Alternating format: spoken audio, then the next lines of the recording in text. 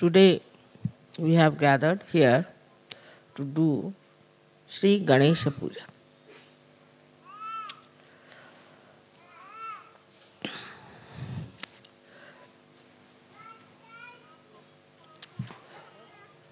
The first deity that was created by the Adishakti was Sri Ganesh. Because it was necessary first to create the deity of principles. The deity of principle in the sense that whatever is created, whatever is there, has called bhava, whatever has been so far created, up to human level, everything had to be through the implanted mechanism of energy. Otherwise, nothing could have been created.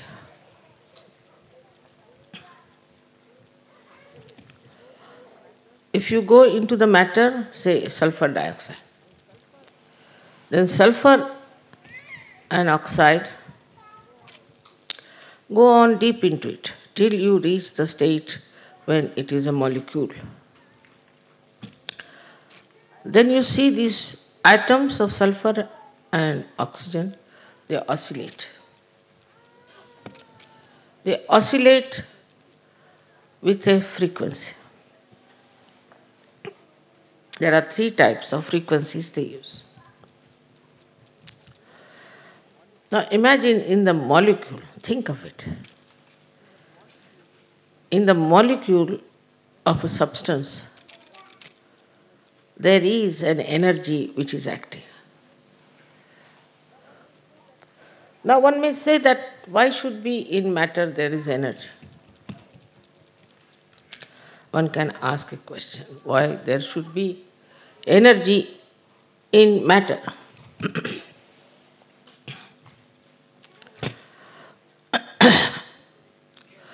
If there was no energy in the matter, how can you have all chemical compounds? Who pushes them? Say you have sodium chloride. Sodium and chloride are attached to each other. But if the chloride has to go to some other atom, then who does that? There has to be some energy which is absolutely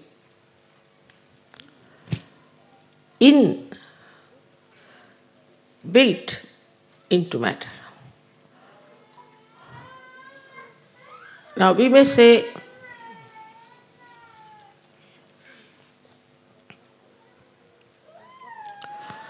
that what about water? You know, water has energy. That's how we have hydrostatics. Even coal,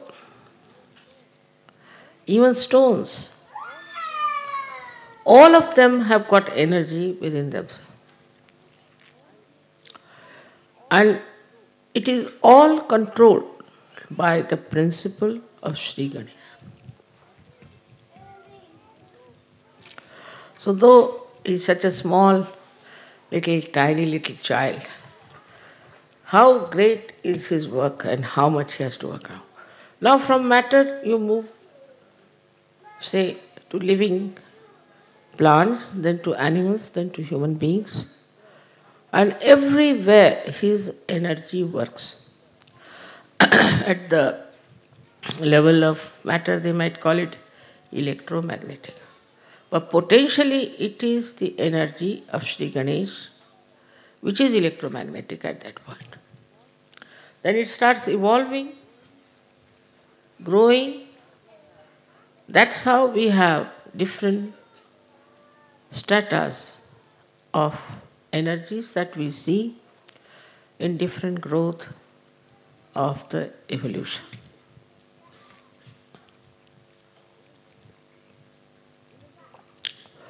In the human being, it exists, as you know, as auspiciousness, as purity, mainly the innocence. So the power of innocence is such a guiding factor. There's a difference between ignorance and innocence. If you are innocent, then to you, nothing is important except for love. For an innocent person who is not conditioned, who is not egoistical, who is not so-called mature, it is the love that it understands. It doesn't care for any wealth, any power, anything, but the love that it can feel, the pure love of a person. Innocent person has no understanding of gaining anything out of the love he receives or he gives. No sense at all. Innocence is the basis of all the dharmas. If you have no innocence, you cannot follow dharma. Because if you are dharmic, it is maybe a mental attitude, maybe egoistical, maybe because you are born in a religion, because somebody has told you about it. It's going to be very superficial. Unless and until it is embedded in the quality of innocence, dharma has no meaning. In that state, you are dharmic. You are beyond any thinking about it, of any deductions about it, but you are dharmic. You cannot be a dharmic. You cannot be. As if the manifestation of innocence is morality.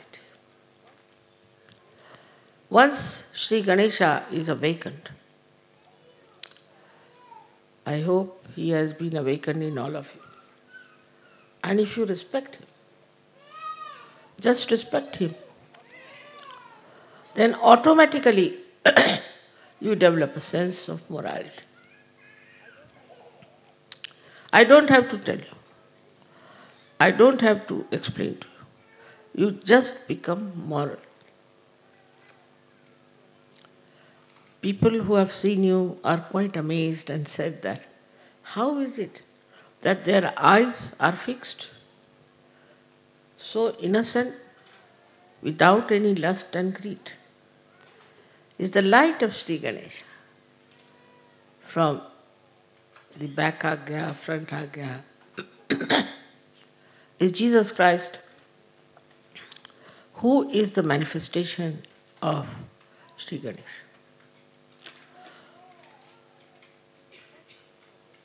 It is impossible for Western mind to understand that Jesus Christ was purity.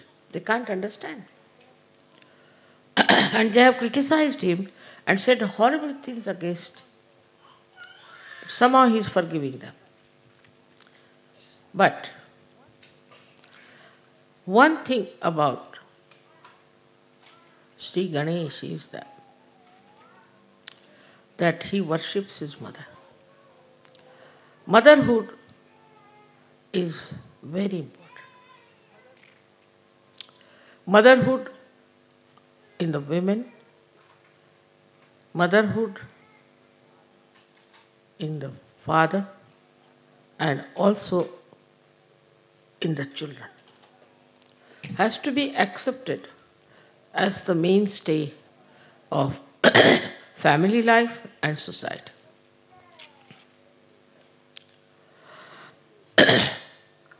The ordinary life of a human being, very simple, innocent, simple people, revolves around the mother. It revolves. But the mothers have to be mothers. As Sri Ganesha is so much surrendered to his mother, and who is his mother is Adishakti. He does not know anybody else, just knows his mother. This is extremely important in surgery. As we say, there is immoral human beings. They are doing immoral things. Because they are committing sin against the Adishakti. Committing sin against Ganesha, it may be forgiven. But committing sin against the Adishakti, it encompasses a very big area where we start seeing how we are committing the sin against the Adishakti, which ultimately Sri Ganesha punishes, ultimately. Actually, the Adishakti doesn't punish anyone. The deities only punish them.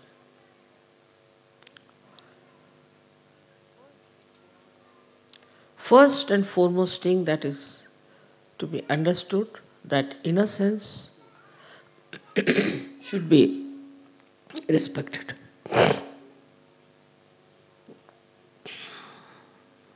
Looked after, nourished, and protected. That's why I'm very particular about the children. Children should not be exposed to the public. We should not try to make photographs out of our children and expose them in the newspaper or give them for advertisement or anything like that. It's a very wrong idea to expose your children.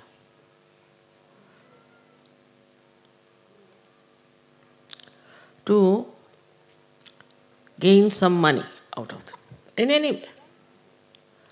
In the smallest way also, because we are selling the innocence which is invaluable, writ large on the children.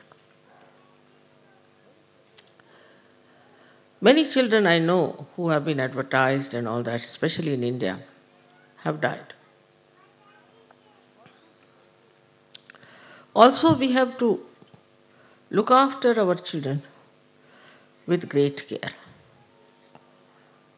But we go to two extremes, I've seen.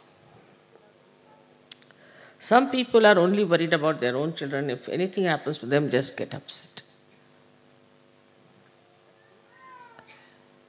That means you are respecting your child because he's your child. But if you are respecting him because he carries innocence with him, then you have to respect every child. and understand every child, what they talk, what they say, how they behave. Luckily, you all have got children now who are born realized. It's such a great thing, such a blessing. So, on one side, we have to see how innocent they are and how they talk. I'll give you an example. This Wolfgang was very serious. And his wife told me that we were taking him to the hospital. So his daughter says, "Why are you taking him to the hospital? There are no surgeons there. How will they correct his chakras?" Innocently said the correct thing. And they couldn't do. Doctors didn't do anything. I had to cure him. Take him to mother. Why are you taking him to the hospital? They see the right point and say the right thing because they're innocent, and innocence means they have pure attention. Pure attention for anything you need. Say music, for art, for anything you have to have pure attention. And that comes through your innocence. Say a person who is an artist and who is very money oriented, say for example, a person who is doing some paintings and all that. His art cannot become eternal art, cannot. That's why we see in modern times whatever art is created, it just comes and goes, it has no eternal value. Same with the modern music that they are having. The same thing is happening, it comes and goes, and no one knows where it has disappeared. Behind it is money orientation. And that money orientation results into a kind of a creation which is not perfect. All creations which were dedicated to God in the olden times are being today very much respected, and people pay a lot of money for that. Maybe at that time the artist must have suffered. But they understood, innocent artists understood very much that if we have to express, we must truthfully do it, not to please the people, not to please anyone, but to please God. As you know that Michelangelo had a big fight with his Pope here because he couldn't tolerate nonsense that was coming from the Pope. All the artists always have been fighting, real artists. So this innocence also gives you a power of self-understanding. You know where you stand. A person who is innocent knows very well that he is standing on the pedestal of virtues. He should not give in to all kinds of nonsensical things which are very popular, maybe fashionable, maybe accepted. For what? For what are we going to sacrifice our innocence? What is our gain? Maybe some people are too brilliant and they may try to show off with their brilliance for a short time, but they don't remain in the eternal history. They go as egotistical people or as very dishonest people. Nobody respects them. So there is a big attack on the innocence of people. Big attack. First it comes from children. As you see this nonsense that is going on, which we hear about, I can't even understand why they do it. They do it on children, these funny attacks of abusers. It's just because they want to kill the innocence. Perhaps those who do it have no innocence in them, And they don't want the children to have innocence left in them. Otherwise, in India is something we can't understand, really, we can't understand. But it is becoming much more prevalent, much more fashionable now, because there is definitely an attack on innocence. Not only on children, but even on people who are innocent. Because those who have deliberations in criminality, in all kinds of sinful act, will never, never try to protect innocence. Never. Because the juxtaposition is there. They are doing something which they think is the best. I don't know if they think that way, but I don't know what justifies their behavior like this is to attack the innocence of children. In so many ways you will find this innocence is being attacked. If your children are doing well, if they are studying well, somebody might try to catch hold of them. If some person they find is an innocent person, they will try to put him into trouble. The innocence is itself is such a power that it challenges the hatred, the abusive nature of people. First of all, we should see that how our conditioning takes over our innocence. It makes you extremely ritualistic. Even in Sahaja Yoga, I have seen, I have heard also, that people are extremely uh, Sean, where is it? Ritualistic. Now the ritualism is like this, that you have to say something 3 times, you say 3 times, 7 times, like tied up people. I have seen some Sahajogis like that. And some Sahajogis, I think they must be bhutish, get frightened with me. What is there to be frightened of me? Because they are bhutish, they are getting frightened. Otherwise, why should you? I love you all, and you won't find a greater mild guru than myself. I don't think so. But they are afraid. Even if you look at them, they'll not smile, they'll be afraid. What wrong have you done? You have become Sahajogis. They are so ritualistic in everything. So one should understand a difference between a protocol and ritualism. An innocent child knows the protocol. I remember there was a child who came to see me in Oxted. And I said, let's go upstairs. So it was a small little staircase of wood.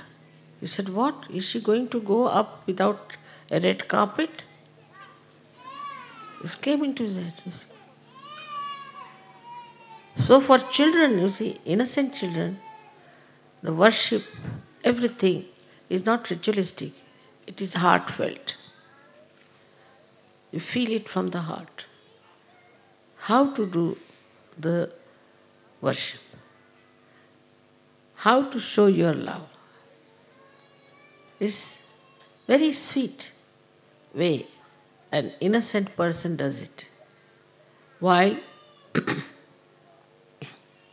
a person who is very ritualistic, he may even beat another person because, why did you do this? You should not have put camphor in it. Why did you put the camphor? So it's very wrong. There's nothing wrong. If you do it with your heart, with your open heart, innocently, anything is all right. It is the open heart which is necessary, not the closed heart. Why did you do it? Why did you do it? Where did you see it? What happened? Nothing. Now you are in the kingdom of God. And here there are no such rules and regulations that you should be ritualistic. But everything has a double style. Now I say you need not be ritualistic. So, once I went into an ashram, I found everything was just like a pigsty. I said, what's this? Is this an ashram? Or what is it? So they said, Mother, you told us that you have to be innocent and you don't have to be ritualistic. So we thought, throw all the things wherever you feel like, what is there to be ritualistic? It's a very common thing with all the ashrama people, leaders tell me that Sajogis have no sense at all of looking after the cleanliness of the ashram. They are least bothered. If it is their house, they look after. But if it is an ashram, they do not. It's very surprising. And I have seen, or I have heard, that the ashrams of bhutish and false gurus are absolutely spick and span. Really. It's very surprising. And even here in Cabella, people were telling me that they are living like animals. I said, animals are innocent,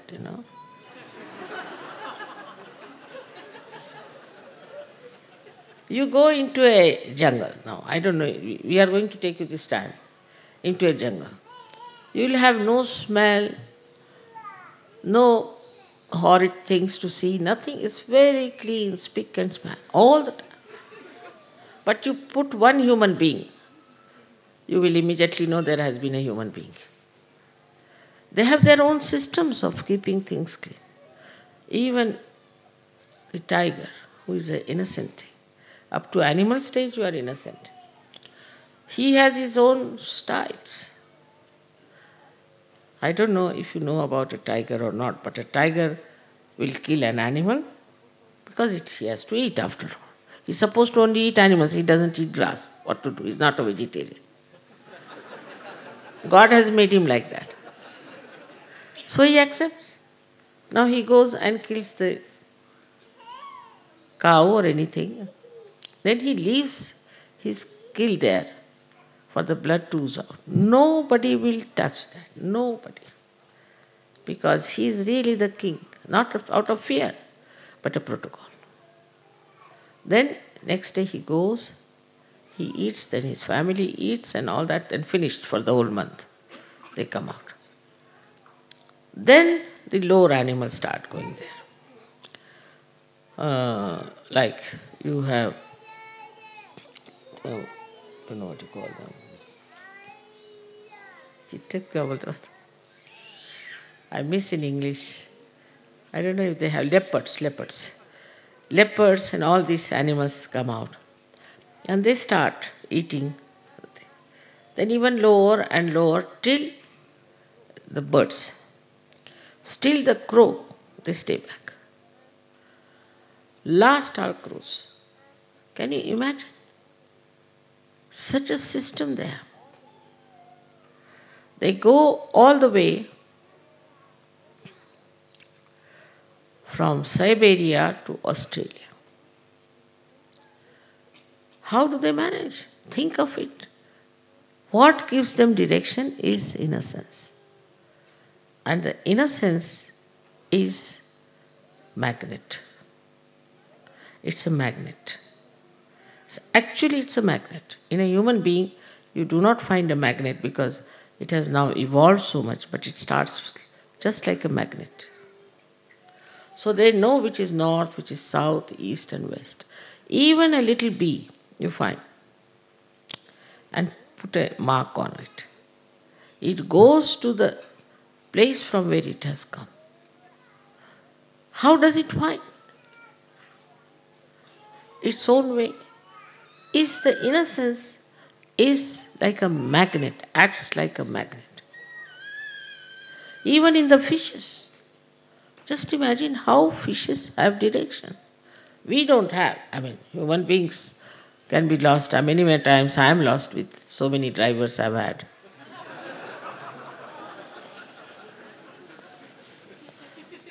So many times I've been lost.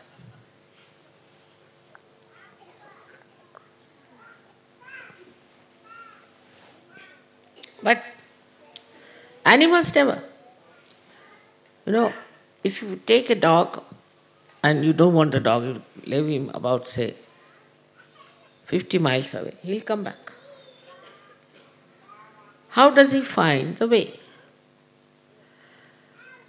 So, their qualities which are built in within them through their innocence are actually the qualities of electromagnetic force and also pranava. That is, when electromagnetic force is charged with Ganesha's principle. That's why they are so systematic. They are so clean. They are so sensible.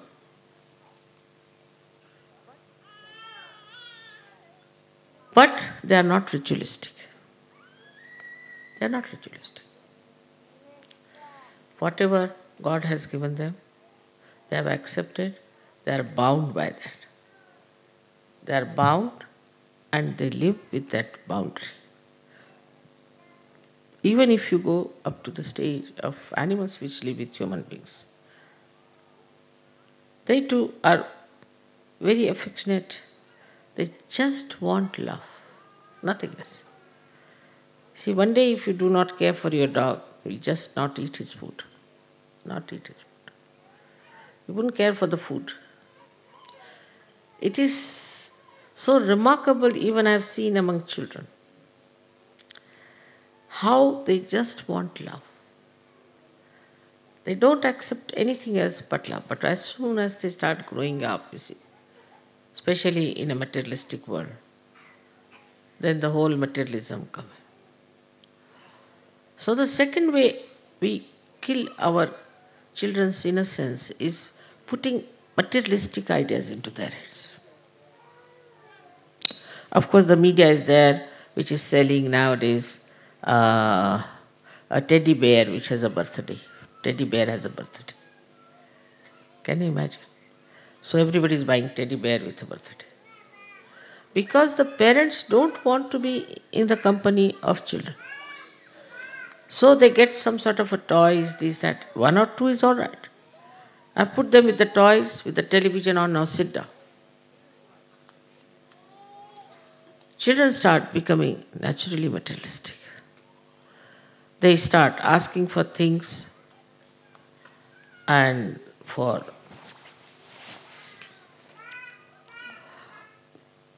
demands of such kind that sometimes one is surprised. You take a Western child to the market and you had it. But you take Indian children, they'll never take anything. Really, it's so difficult to make them, at least I have seen my own grandchildren and others. You take them, it's a headache to buy even another pair of shoes for them. No, but we have one, why do you want to buy another? Baba, that will go give way. No, we can come here. How? We can come in the car or else we can walk. But you will have no shoes, nothing. One is all right. Why to have two? You give them money, they'll buy one small little thing and come. You see, it is the whole tradition of materialism which has brought this innocence to a stop. Then a child starts growing in the same materialistic way. He starts judging people like how many cars you have. You see, they are so stupidly materialistic that I went to Boston and the television people asked me how many Rolls Royces you have. I said, I don't have any. They said, we are not interested, you are not in the business. This is what is Now the mind of people in the West who have grown up, but even the children, today they want this, tomorrow they want that. All the time there's a competition for materialistic things. Asking for this, asking for that. Just imagine what a race will be there after some years when there will be just people who will be only worried about collecting things and buying things. I mean, buyers and sellers, nothing else. So you have to be very careful with your children that you do not pamper them. Do not get too much worried about them. Do not keep them on materialistic level. Find out. If they are going on a materialistic level, bring them down. It's very simple to do that. And one has to work it out because we have to save our children and their innocence. Now for the other Sahajogis who are grown up and who are very mature. They are very innocent, I must say. I must admit that they are very innocent compared to the society that is around, no doubt. One has to really admire the way they have become so innocent, the way they are understanding this divine music and all that is really creditable. But still, this innocence, if it is not spread, if this innocence doesn't work out, then it will rust. You will not grow. Your IQ will be less than the others, I can tell you this. They are growing in materialism, all right. Their IQ is growing in materialism. But your IQ will not grow unless and until you spread this innocence around. Now you know how to do it. It is the power of Kundalini with the help of Sri Ganesha. He helps you at every chakra. I have written that he is the Vice Chancellor of every university where he has to stamp. He is at every point.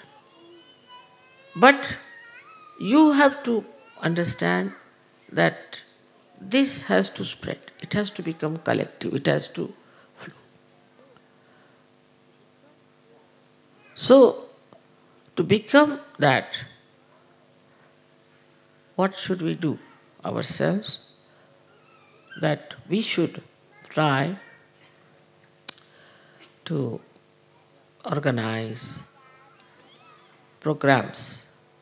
While people will be enamored by your innocence, no doubt, they'll be surprised, how are you so innocent?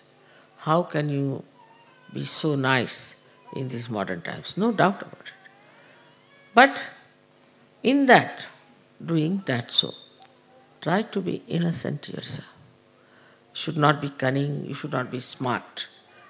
You should not try to show that you are very brilliant or anything.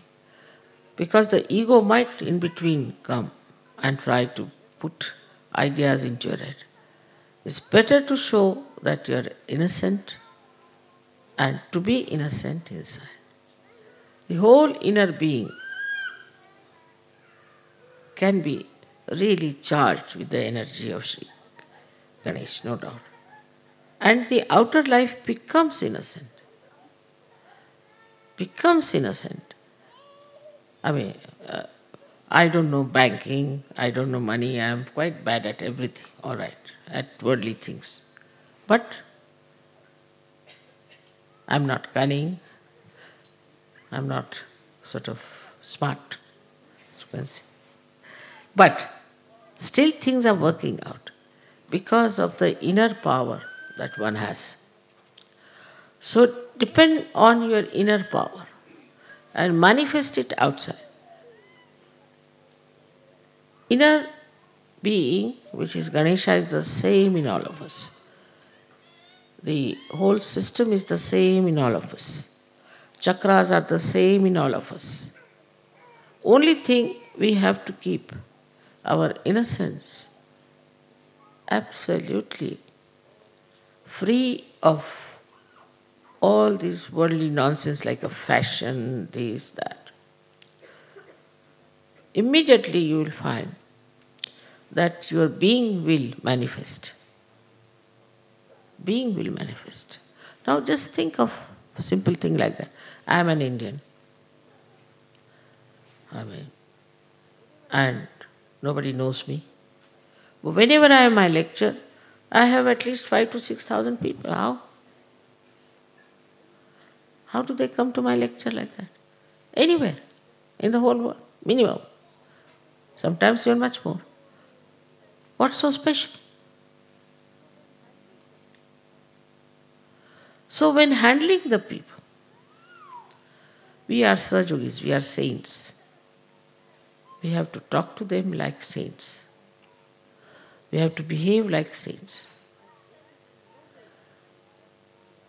And they should in no way feel that we are cunning or we are interested in something else. So, once you start doing that, flowing your innocence, all the gods and goddesses will help you. Your creativity will be thousands times more than normal.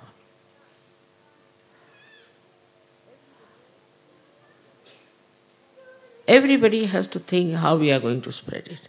Like I was happy to know that in America, of all the places, they have got hold of the senators. Very good at it. Let us see if it works.